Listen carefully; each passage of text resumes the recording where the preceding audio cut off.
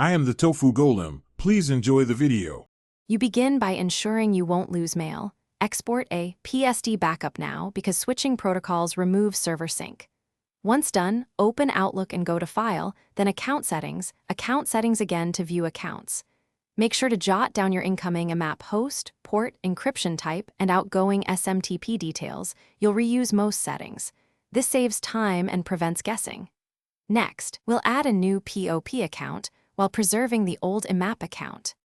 Now add the POP account. Click New, then Manual Setup or Additional Server Types and choose POP.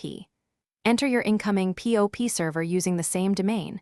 Set the correct port and SSL/TLS option. Double-check those values you wrote down. Use the same SMTP settings for outgoing mail. In More Settings, set delivery options.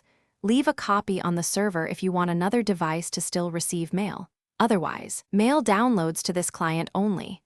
Once configured, test account settings and proceed to import.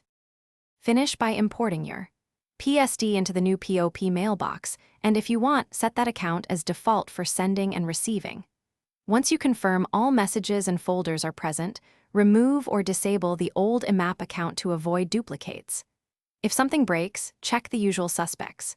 Correct port numbers, SSL/TLS versus none, username format, and outgoing SMTP credentials. Also make sure your firewall or antivirus isn't blocking Outlook.